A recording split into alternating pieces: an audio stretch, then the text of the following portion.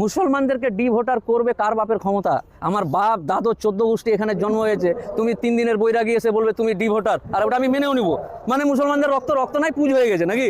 বললেই হয়ে গেল, পুজ হয়ে গেছে রক্তটা। একজন উকিল মানুষ ইলেকশন কমিশনকে, ভারতের নির্বাচন কমিশনকে পরামর্শ দিচ্ছি, সুপরামর্শ ফ্রিতে একজন আইনজীবী হিসাবে, যে এই যে ফুল স্টপ আর আকার একার নিয়ে মুসলিমদের নাম বা জনসাধারণের নাম বাদ দেওয়া হচ্ছে, এটা যদি কোনো কারণে এই লিস্ট থেকে এরা বাদ যায় তাহলে সামলাবেন ভাই আপনারা আপনাদের। কারণ কেউ যদি এখানে 70 বছর ধরে 150 বছর ধরে আছে, জন্ম মৃত্যু এখানেই, আর তাকে যদি তুমি ফুল স্টপের জন্য বা আকার একারের জন্য নাম বাদ দেওয়ার চেষ্টা করো, আলী আর রহমান আর উমুক আর তুমুকের জন্য, তাহলে তুমি বুঝবে আমাদের কিছু করার নেই। ইলেকশন কমিশনকে কিন্তু এর দায় নিতে হবে ইমিডিয়েট।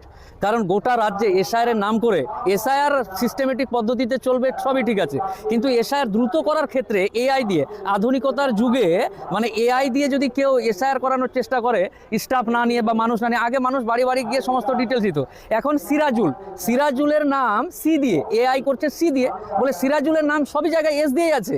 এরকম করে বিভিন্ন রকম বিভ্রান্ত, এটা নতুন করে বলার ব্যাপার না। রাজ্যের মানুষ এই বিষয়টাতে, হিন্দু মুসলমান সবাই, রাজ্যের সাধারণ জনসাধারণ এসআইআর নিয়ে ক্ষুব্ধ এবং বিক্ষুব্ধ, যেটাই বলুন না কেন।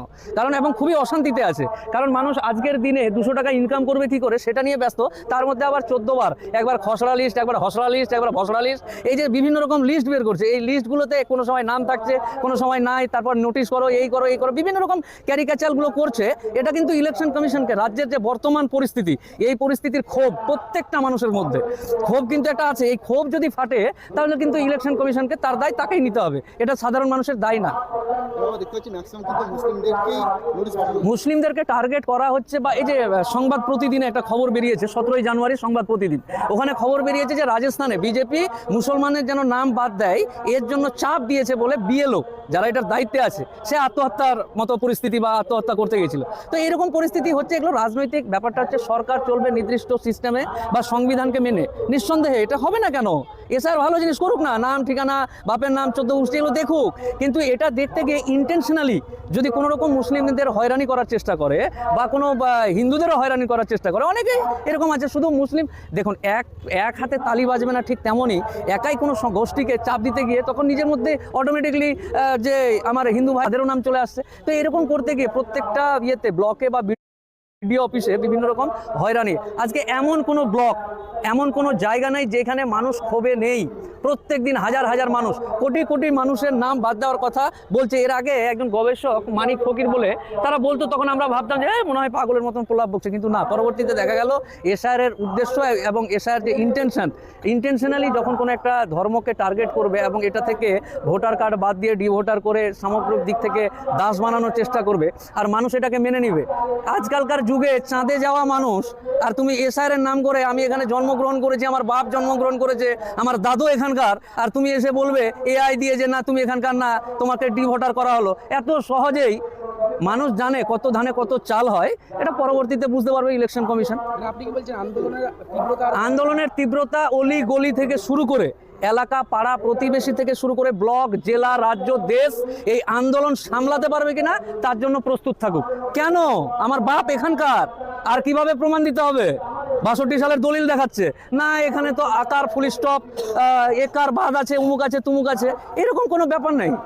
আমার একটা ফুল স্টপ কোথায় ছুটে গেছে, আগের দিনে কি হতো, জনগণনার সময় একটা লোক বাড়িতে এসে কাগজ নিয়ে বসলো, হ্যাঁ রে তোর বাপ কোথায় রে, অমুক জায়গায়, তোর বাপের নাম কি, অমুক, এই বলে দিল, ওইটাই লিখে নিয়ে চলে গেছে। এখন কাগজপত্র এবং এর যুগে তুমি যদি ফুল স্টপ আর আকার একারের জন্য নাম বাদ দাও, তো বাবা তুমি তৈরি থাকো ইলেকশন কমিশন। হুমকি দিচ্ছি না, বাস্তবতাটা।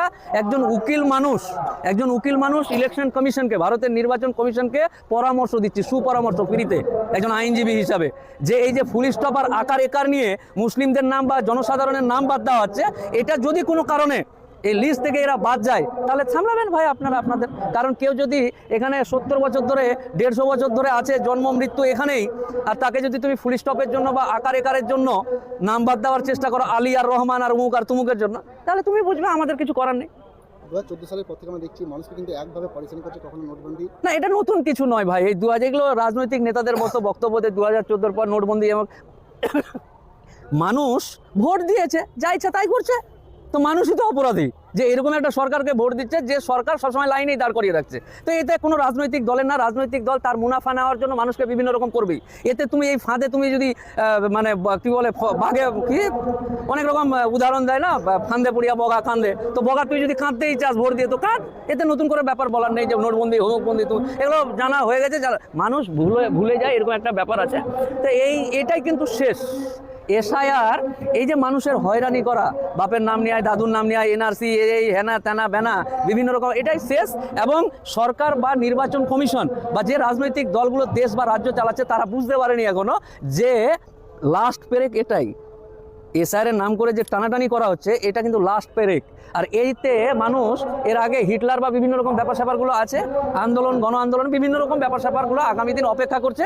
আমি ফ্রিতে পরামর্শ দিলাম নির্বাচন কমিশনকে যেন অতি দ্রুত বিষয়গুলো আন্তরিকতার সাথে এবং সিস্টেমেটিক্যাল অনুযায়ী করে, কোনো রকম ইন্ধন ছাড়া।